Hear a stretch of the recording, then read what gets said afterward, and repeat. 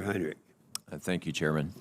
Ambassador Barrett, I appreciate you meeting with me yesterday, and I think I want to plow some of that same ground. And I want to focus specifically, in this case, on some New Mexico projects, but I'm sure you're going to hear about projects all over the country from my colleagues. My state was one of the hardest hit by the President's recent end run around the Congressional Defense Appropriations process, and specifically the administration's plan would cut about $85 million from an MQ-9 formal training unit facility at Holloman Air Force Base, a new building that is desperately needed to effectively train all of our MQ-9 operators. Were you aware that we train 100% of the active, reserve, and international MQ-9 operators at the Holloman facility? Senator, I was not aware of that, no. Are you aware of the fact that current trainees are resorting to using duct tape to patch holes in the walls and ceilings of their training facility? No, Senator. Yeah, because I think we can do better than that.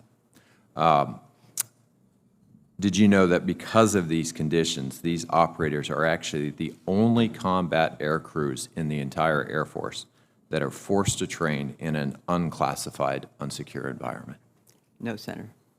If this project doesn't receive that funding, what would be your approach to make sure it receives the funding it needs? Senator, I understand that the funding has been deferred, and I would hope that appropriate funding is achieved.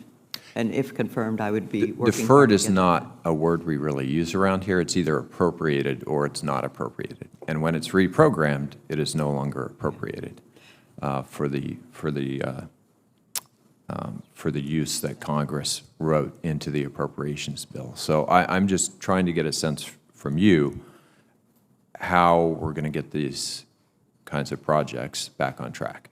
The priority remains very high for that project, as I understand it. And, you know, I've been on the outside, so it's not something that I was a participant in, but I do believe that the priorities haven't changed and that would be something that would be looked to for funding and appropriate action. And I would be attentive to that as Secretary if confirmed. Acting Secretary McCarthy, obviously it wasn't just our Air Force bases that were affected by these transfers of funds, these cuts. The administration also cut an information systems facility at White Sands Missile Range. If this cut is enacted, if that funding isn't received, what would be the impact on White Sands Missile Range and our global information operations? Senator, as we discussed in the office call, that we are making investments in White Sands to support some efforts with in our modernization priorities with hypersonics and directed energy. Mm-hmm. The project specifically will be awarded, was to be awarded in the FY20 timeframe. So what we're going to do is look at options of can we put it in the 21 fiscal year to make the adjustments to try and do what we can to recover schedule and work with the contractors if possible. For both of you, needless to say, I was more than disappointed by these actions. It makes it very hard, well, it makes it obvious that Mexico is not paying for this stuff. Mexico is not paying for the wall, and instead we have real cuts that have a very real price to be paid in our military's readiness, even if it only costs us a single year, which is at best. And real impacts on the backs of our men and women in uniform and their families. So I'd love to know from both of you if you understand just how caustic ignoring congressional intent can be to the kind of relationship that should exist between the administration and the Congress.